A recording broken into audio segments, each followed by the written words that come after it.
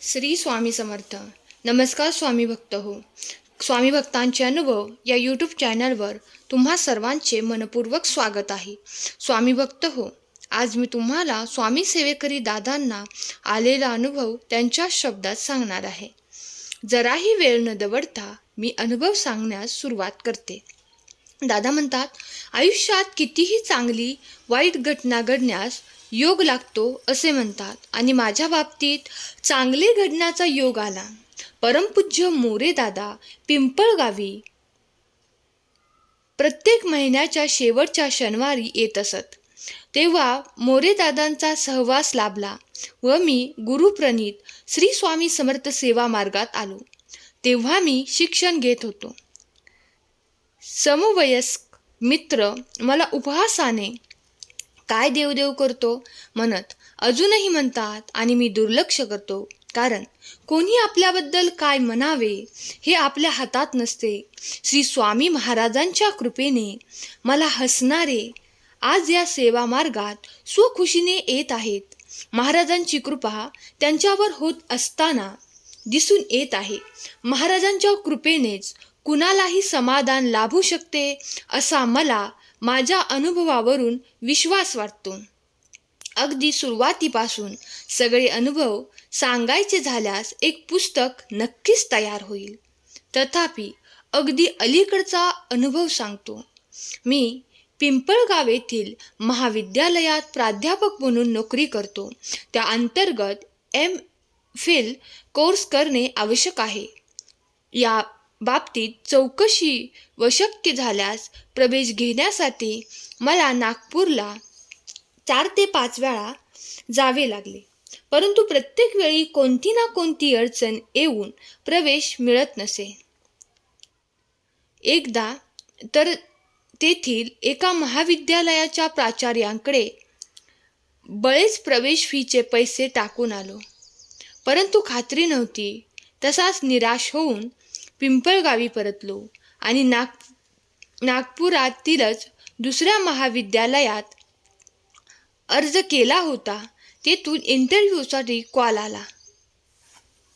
तेथे भारतभरातून 150 विद्यार्थी मुलाखतीसाठी बोलाविले होते. कोणत्याही प्रकारे ॲडमिशन मिळण्याची खात्री नव्हती. दरम्यान ज्या दिवशी जायचे त्याच दिवशी पिंपळगाव येथील एका सेवेकऱ्यांची योगायोग भेट झाली. त्यांना हकीकत सांगितली. त्यांनी श्री दिंडोरी दरबार येथील यज्ञातील विभूतीची त्यांच्या खिशात नेहमी असणारी पुडी दिली व तुमचे काम निश्चित होईल, महाराजांवर विश्वास ठेवा असा सल्ला दिला. विश्वास होताच तो आणखी दृढ झाला. तरीही का कुणास ठाऊक मनात धाकधूक होतीच. धडधडत्या अंतकरणाने महाराजांचे नाव घेत इंटरव्ह्यू दालनात गेलो.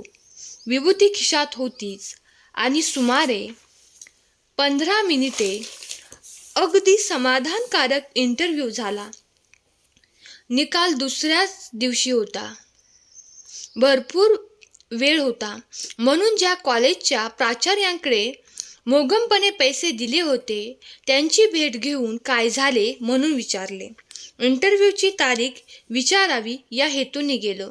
जो गृहस्थ पूर्वी एकदम तटस्थपणे बोलत असे त्याने अत्यंत प्रेमळपणे तुमची ॲडमिशन आमच्या कॉलेजला झाली आहे, पावती घेऊन जा असे सांगितले.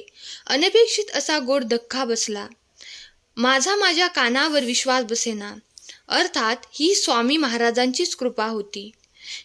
त्या दिवशी रात्री समाधानाने झोप लागली. दुसऱ्या दिवशी इंटरव्ह्यू दिलेल्या कॉलेजवर इंटरव्ह्यूचा निकाल लागला. निकाल काय असेल हे पाहायला उत्सुकतेने गेलो. आश्चर्य असे की निवडलेल्या उमेदवारांमध्ये माझा प्रथम क्रमांक होता.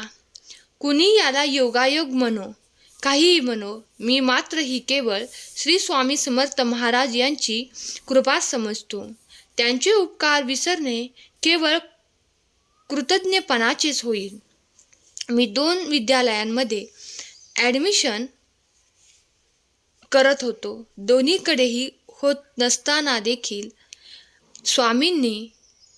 स्वामींच्या कृपेमुळे एका वेळी दोन्ही विद्यालयामध्ये ॲडमिशन झाले. ही स्वामींचीच कृपा आहे. धन्यवाद स्वामी. स्वामी भक्तांनो, स्वामी सेवेकरी दादांचा अनुभव तुम्हाला कसा वाटला हे कमेंट करून नक्की सांगा. श्री स्वामी समर्थ. धन्यवाद.